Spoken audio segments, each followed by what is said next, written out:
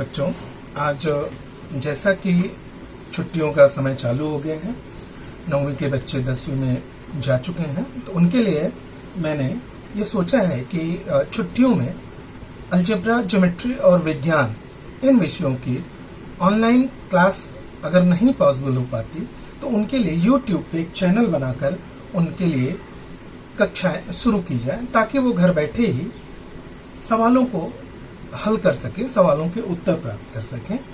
इसी क्रम में सबसे पहले मैं कक्षा 10वीं के 2 चरांकों वाले समीकरण, युगपत समीकरण से मैं शुरुआत करता हूं। इसमें सबसे पहले मैं आपको बताना चाहूंगा कि 2 चरांक वाले समीकरण होते क्या हैं। 2 चरांक वाले समीकरण जिसमें हम 2 चरांकों का उपयोग करते हैं जिनकी अधिकतम घातांक 1 होती है, और इन समीकरण को हम ax plus by plus c equals to 0 इसके फॉर्म में हम लिखते हैं। और युगपत समीकरण में इसी प्रकार के 2 समीकरणों को हम लेते हैं जिसके लिए x और y के मान हमेशा सेम होते हैं, हमेशा समान होते हैं। तो सबसे पहले हम महाराष्ट्र बोर्ड की कक्षा 10वीं की एक्सरसाइज 1.1 अलजेब्रा विषय की एक्सरसाइज 1.1 के दूसरे प्रश्न के पहले क्वेश्चन से हम स्टार्ट करते हैं ये अपना क्लास। पहला क्वेश्चन है 3a plus 5b equals to 26, a plus 5b equals to 22।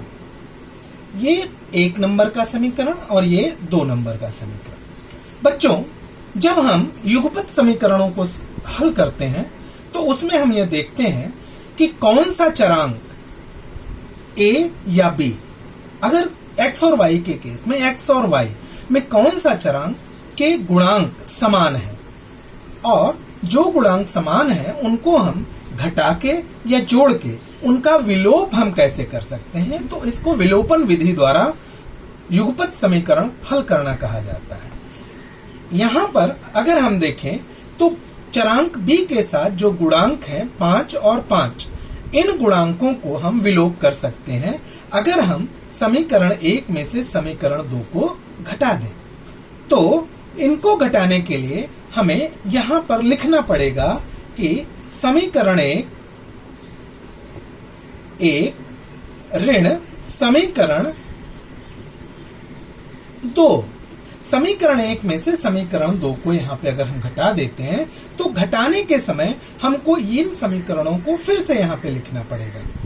3a plus 5b equals to 26, a plus 5b equals to 22। हमने कहा हमको इनको घटाना है। जब घटाने की बात आती है तो जो दूसरा समीकरण होता है जिनको हम नीचे लिखते हैं उनके जो वास्तविक चिन्ह होते हैं वो बदल जाते हैं। मतलब यहाँ a धनात्मक था तो ये ऋण हो जाएगा, यहाँ पे 5b धनात्मक था, इसका भी चिन्ह बदल के ऋण हो जाएगा, और यहाँ पे 22 धनात्मक है, इसका भी चिन्ह बदल के ऋण हो जाएगा। तो इस प्रकार हम यहाँ देखते हैं कि ये धन 5b और ऋण 5b plus 5b minus 5b ये घटाने पर ये कट जाते हैं, और यहाँ पे घटाने पर हमें 2a इंस 2a इक्वल्स टू 4, और अगर हम a की प्राप्ति की बात करें तो 4 डिवाइडेड बाय 2, 2 2 जा 4, सो a इक्वल्स टू 2। तो a का मान हमें यहाँ पर 2 प्राप्त हुआ। अब इस a के मान को चाहे हम समीकरण 1 में चाहे हम समीकरण 2 में प्रतिस्थापित करते हैं तो a बराबर 2 समीकरण 1 में रखने पर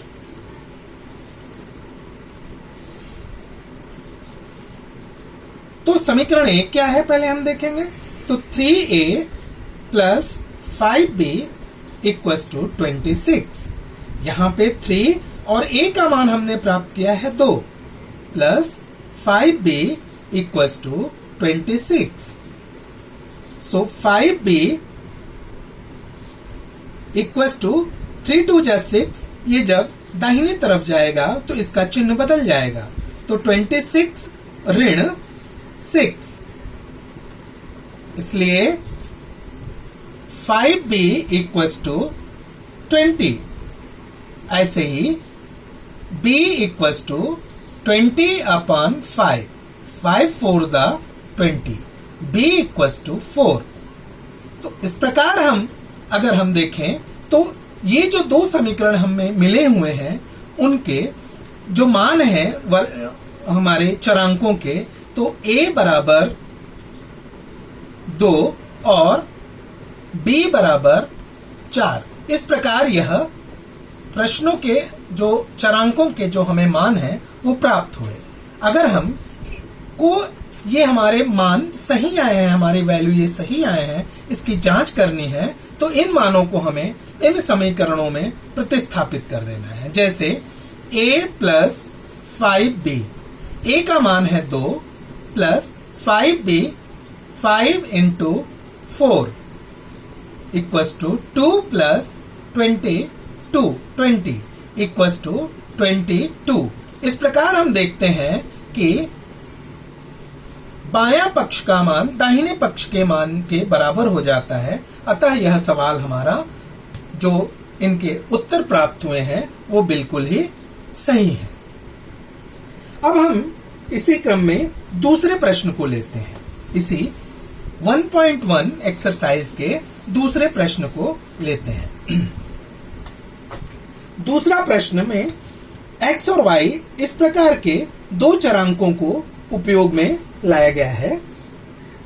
x plus 7y equals to 10, ये समीकरण नंबर 1, और 3x minus 2y equals to 7, समीकरण नंबर 2, इक्वेशन नंबर 2। अब यहां देखिए पिछले प्रश्न की भांति यहां पर जो हमारा गुणांक है, किसी भी चरांक के साथ जो गुणांक है वह समान नहीं है। तो इसमें सबसे पहले हमें ये करना होगा कि हमें गुणांकों को समान करना होगा। तो हम किस गुणांक को समान करें? तो यहां पे अगर हम देखें तो हमें ऐसा दिखता है कि अगर हम समीकरण 1 में 3 का गुणा कर दें तो नीचे समीकरण 2 के 3x के बराबर ऊपर भी 3x आ जाएगा। तो हम क्या करते हैं, समीकरण 1 गुणे 3 इस तरह से हम लिखते हैं और पहले समीकरण में 3 का गुणा कर देंगे। जब हम 3 का गुणा करेंगे तो पहला समीकरण हमारा इस रूप में प्राप्त हो जाएगा, 3x plus 3 7 21 y equals to 30। ये इक्वेशन नंबर 3 हम रख देंगे। अब हम देखते हैं कि समीकरण 2 और समीकरण 3 में दोनों में x चरांक का गुणांक समान हो जाता है, लेकिन दोनों के चिन्ह यहाँ पे समान है। अतः समीकरण 1 में से समीकरण 2 को हमें घटाना होगा। तो इसको हम यहां लिख देते हैं, समीकरण 1 ऋण समीकरण 2। समीकरण 1 में से समीकरण 2 को यहां पर हम घटा देंगे। तो घटाने के पहले इन समीकरणों को हम लिखते हैं, 3x minus 2y equals to 7, 3x plus 21y equals to 30।